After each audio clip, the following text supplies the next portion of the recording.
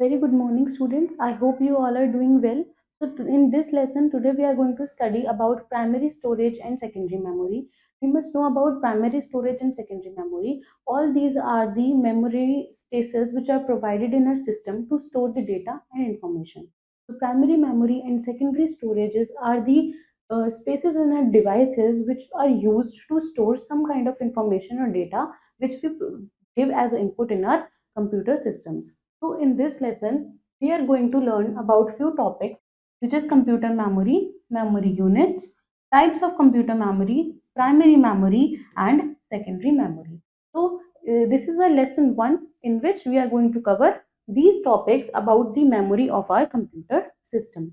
So here is one activity which says write the full form of given devices and by identifying their pictures. So in this we have been given few images of some devices and we have to write its full form. So the first one we can see is HDD, which stands for hard disk drive. The second is DVD, which stands for digital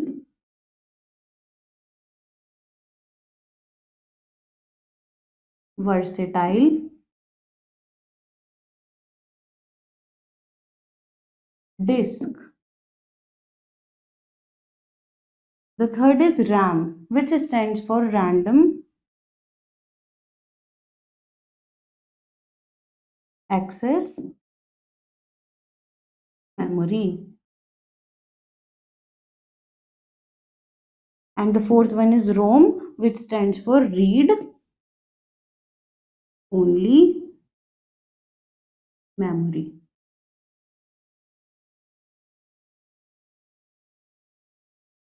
Now we are going to start with the next topic, which is computer memory.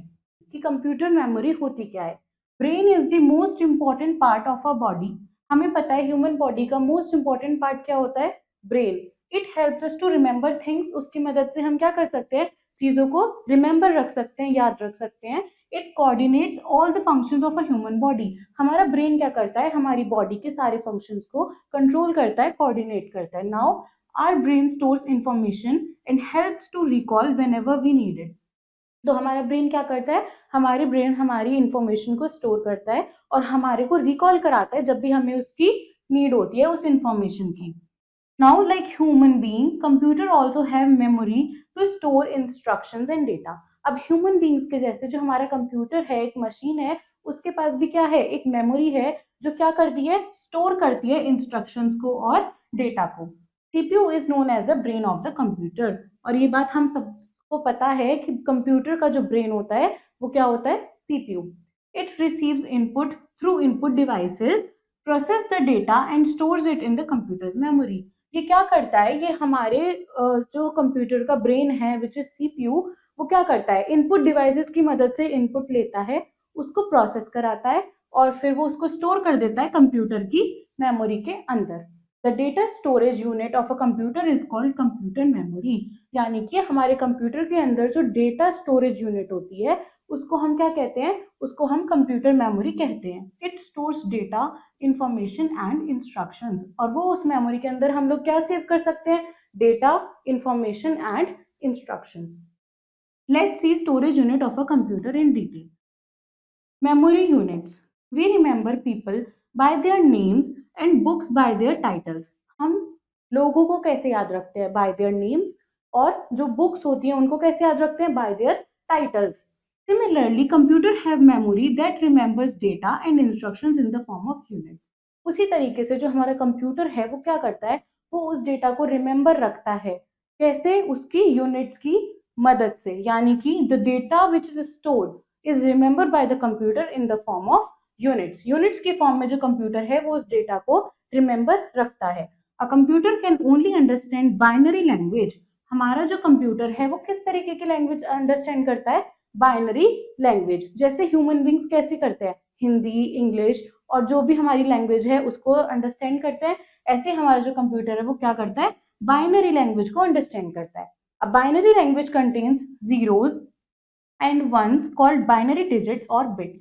Binary language क्या होती है? Binary language होती है 0 और 1 से जो language बनती है, जैसे हम यहाँ पे देख सकते हैं 1 1 1 0 0 1 1 1 0। तो 1 और 0 को यूज करके जो लैंग्वेज बनती है उसे हम बोलते हैं बाइनरी लैंग्वेज, और 1 और 0 को हम क्या बोल सकते हैं? बाइनरी डिजिट्स या फिर बिट्स। तो ये दोनों जो चीजें हैं ये मिलके क्या बनाती हैं? बाइनरी लैंग्वेज को बनाती हैं। Binary digits is the smallest unit of data in a computer. Binary digit क्या है? हमारे कंप्यूटर के अंदर स्मॉलेस्ट यूनिट है।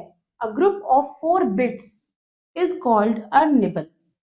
4 बिट्स, 4 बिट्स का जो ग्रुप है, यानी कि 4 हमारे जो डिजिट्स हैं 0 और 1 को मिला के 0 1 1 0, तो जो 4 बिट्स का हमारा ग्रुप बन जाएगा उसको हम क्या बोलते हैं? हम उसको निबल बोलते हैं। And a group of 8 bits, और अगर वही कितने हो जाए? 4 की जगह 8 हो जाए तो हम उसे क्या बोलते हैं? बाइट। दैट मीन्स अगर 4 बिट का हमारे पास कोई ग्रुप है वो हमारा क्या बन जाएगा? निबल। लेकिन अगर वो 8 बिट का हो गया तो वो हमारा बन जाएगा byte. Every computer has different amount of memory. हर कंप्यूटर के पास क्या है? एक डिफरेंट अमाउंट ऑफ मेमोरी है।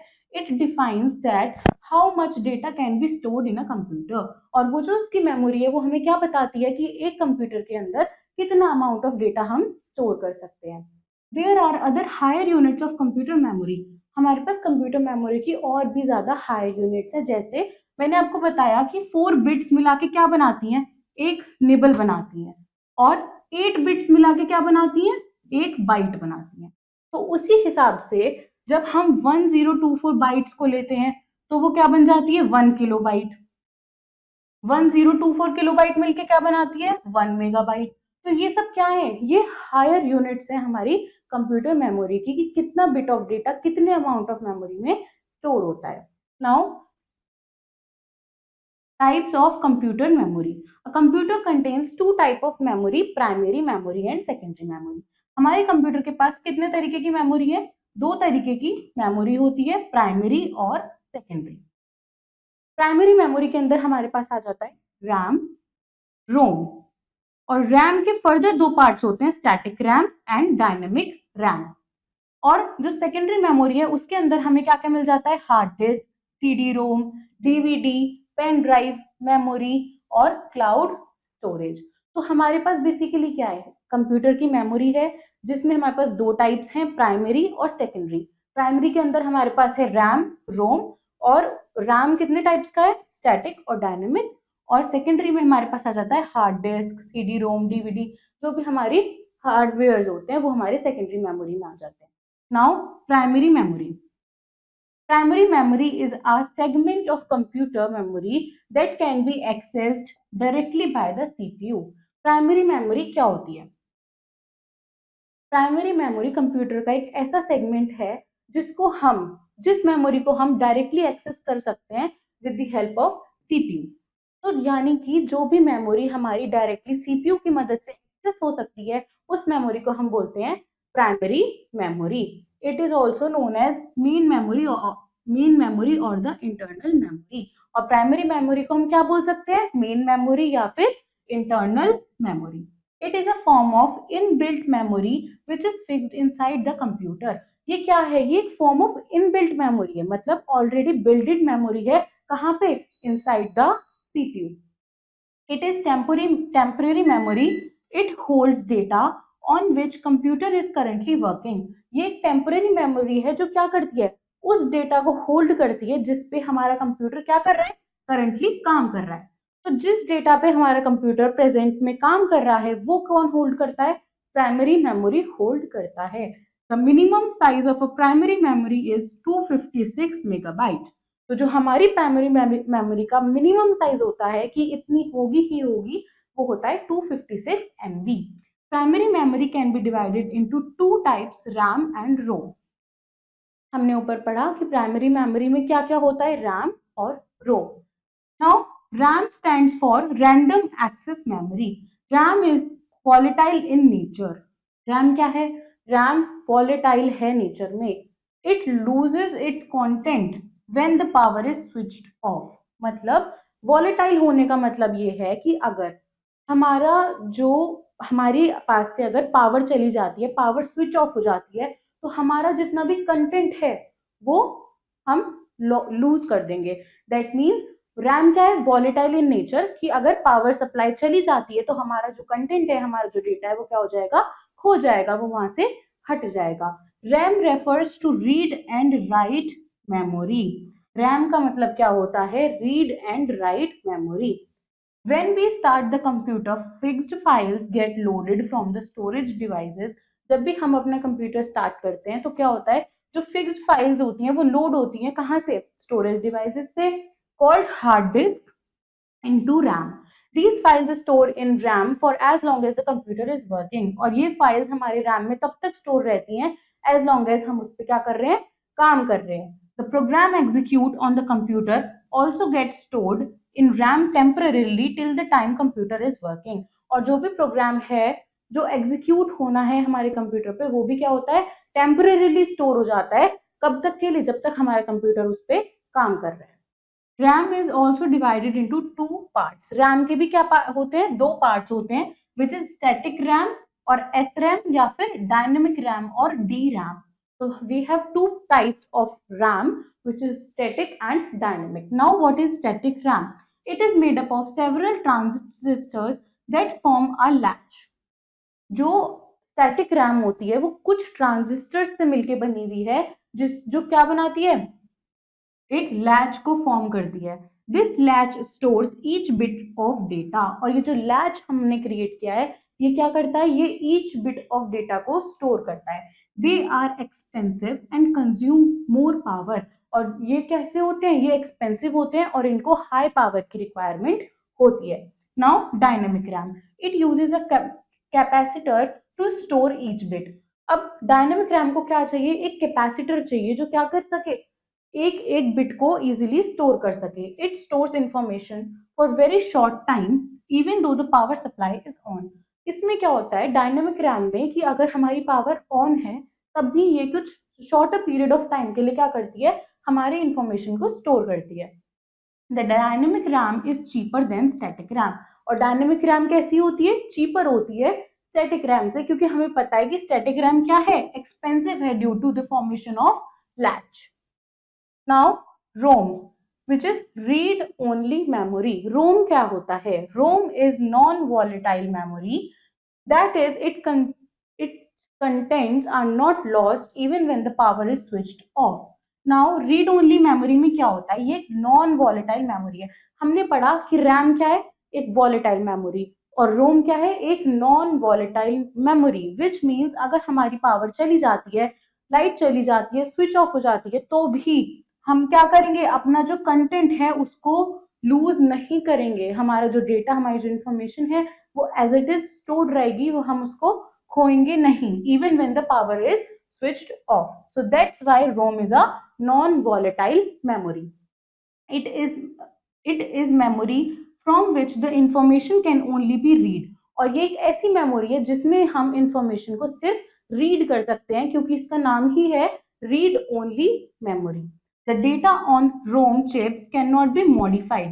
और इन चिप्स के अंदर जो हमारे पास डेटा स्टोर होता है उसको हम मॉडिफाई या चेंज नहीं कर सकते। Its contents are created at the time of manufacturing and cannot be changed. और इसके अंदर जो कंटेंट क्रिएट होता है वो कब होता है, at the time of manufacturing, और जिसको हम लेटर ऑन चेंज नहीं कर सकते। इट इज परमानेंट मेमोरी, और ये क्या है, एक ये परमानेंट मेमोरी है। नाउ हमारे पास रोम के कितने टाइप्स हैं, 3 टाइप्स हैं, which is T ROM, E ROM and EEP ROM. Now T ROM stands for programmable read only memory. It is read only memory which can store a program permanently. देखो P ROM में क्या है कि एक programmable read only memory है, जिसमें जो memory हम, इसमें जो भी डेटा हम स्टोर करेंगे वो परमानेंटली स्टोर होता है। But once it has been used we can not erase it stored information और use it to store something else. लेकिन अगर हमने अपनी इंफॉर्मेशन को, जो भी हमारे डेटा इसको यूज कर लिया, उसके बाद में हम उसको इरेज नहीं कर सकते हैं, हम उस इंफॉर्मेशन को हटा नहीं सकते हैं और किसी और इंफॉर्मेशन को ला नहीं सकते हैं, क्योंकि वो क्या है, वो हमारे जो डेटा है, हमारा जो प्रोग्राम है उसको परमानेंटली स्टोर करता है। Second is erasable programmable read only memory, which is EPROM. The stored information can be erased, exposing it to ultraviolet light. They are cheap and reliable, so they are widely used.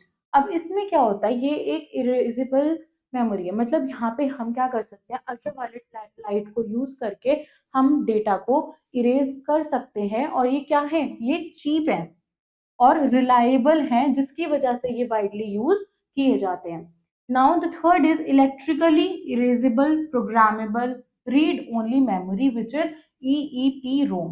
The information written on EEPROM can be erased using electrical signals. और इसमें हम क्या कर सकते हैं, इस type of memory में हम इलेक्ट्रिकल सिग्नल्स को यूज करके डेटा को इरेज कर सकते हैं. Now the second type of memory is secondary memory. The secondary memory is also known as auxiliary storage or external storage. Secondary memory को हम और क्या कह सकते हैं, auxiliary storage या फिर external storage. It stores large amount of data permanently until someone deletes it purposely. देखो secondary memory में क्या होता है, जो हमारा amount of data है वो permanently store होगा, पर कब तक के लिए, जब तक कोई उसको purposely delete नहीं कर देता खुद से. It is a non volatile memory. और ये क्या है, एक नॉन वॉलेटाइल मेमोरी है, मतलब अगर हमारे पास से पावर स्विच ऑफ भी हो जाती है तो भी it does not loses its data और content. Hard drive, SSD, flash, optical drive, USB drive are some examples of secondary memory. We have these as an example of secondary memory. Let's see some secondary storage devices in brief. Now the first is hard disk drive, which is HDD. A hard disk drive is a type of computer storage device that uses magnetic storage to store and retrieve digital information. देखो HDD hard disk drive क्या करता है, ये एक type of storage device है हमारे computer के लिए, जो क्या करता है, मैग्नेटिक स्टोरेज को यूज करता है. किस लिए, डेटा को स्टोर या फिर रिट्रीव करने के लिए. हमारी जो डिजिटल इंफॉर्मेशन है उसको स्टोर या रिट्रीव करने के लिए ये क्या यूज करता है, मैग्नेटिक स्टोरेज को यूज करता है. It is found inside the cabinet of a CPU. और ये कहाँ पे पाई जाती है, हमारे जो कंप्यूटर का CPU है उसके कैबिनेट के अंदर. It can store a large amount of data up to 8 TB. ये क्या कर सकता है, large amount of data store कर सकता है. The another device is compact disk read only memory, which is CD-ROM. It is the most commonly used storage device. CD-ROM क्या है, एक बहुत commonly used storage device है. It is a thin circular disk. ये आप देख सकते हो, ये एक CD जैसा ही दिख रहा है. It is a thin circular disk with a reflective metal coating. इसके ऊपर क्या होती है, एक reflecting shiny सी metal coating होती है. It can store 600 to 750 megabyte of data. और ये कितना अमाउंट ऑफ डेटा स्टोर कर सकती है, 600 to 750 MB. We found two types of CDs. हमारे पास कॉम्पैक्ट डिस्क जो होती है वो दो तरीके की है. Compact disc recordable which is CDR and compact disc rewritable which is CDRW. तो नाउ कॉम्पैक्ट डिस्क रिकॉर्डेबल क्या है, it is a type of CD on which data once written cannot be changed or deleted. देखो हमारे पास compact disc होती है as a storage device, जिसके भी हमारे पास क्या है, टू टाइप्स हैं, CDR एंड CDRW. तो CDR क्या करती है, ये इस तरीके की CD है कि जिसके अंदर जब हमारा डेटा चला गया तो हम उसको ना डिलीट कर सकते हैं ना हम उसको चेंज कर सकते हैं.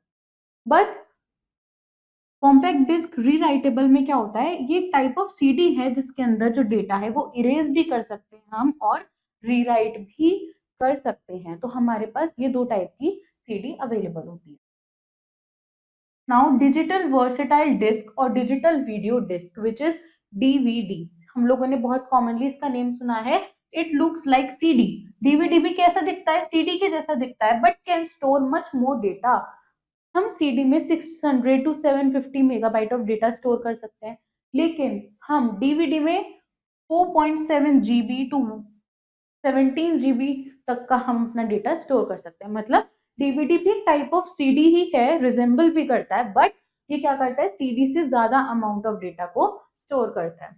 Now pen drive. It is the most popular data storage and backup device. We all know about pen drive. Pen drive क्या है? एक बहुत पॉपुलर डेटा स्टोरेज डिवाइस है और ये क्या करता है? बैकअप भी कर सकता है। It looks small but can store large amount of data. ये देखने में छोटी होती है बट ये बहुत लार्ज अमाउंट ऑफ डेटा को स्टोर कर सकती है। Now it is connected to the computer through universal serial bus port. The storage capacity of a pen drive ranges from 2 GB to 2 TB. तो इस तरीके से हमारी जो पेन ड्राइव है वो दिखती है, which is a commonly used storage device. और ये यूनिवर्सल सीरियल बस के थ्रू क्या करती है? हमारे जो कंप्यूटर है या लैपटॉप है उसके साथ कनेक्ट हो जाती है। Now, memory cards. There are lightweight compact storage devices which we use in smartphones, cameras, and music players to store pictures, songs, movies, etc. देखो, हमारे पास एक light weight compact storage device होता है जो किसके अंदर पाया जाता है? स्मार्टफोन्स, कैमराज, म्यूजिक प्लेयर्स, ताकि हम क्या कर सकें? पिक्चर्स, सॉन्ग्स और मूवीज एक्सेट्रा को स्टोर कर सकें। The contents of memory card can be viewed on computer with the help of the memory card reader. और जो कंटेंट है हम उसको कैसे पढ़ सकते हैं? With the help of a memory card reader. Now cloud storage, it is the latest form of external storage. Cloud storage क्या है? ये लेटेस्ट फॉर्म है एक्सटर्नल स्टोरेज की। The cloud service here is the internet. यहाँ पे जो cloud service है वो क्या है? इंटरनेट है। Local storage disk can be damaged और loss by data on cloud can not be destroyed so easily. देखो, लोकली हमारा जो डेटा होता है या जो कंटेंट है वो लॉस हो सकता है, उसका डैमेज हो सकता है, लेकिन वो इजीली क्लाउड स्टोरेज के अंदर डिस्ट्रॉय या डैमेज नहीं हो सकता।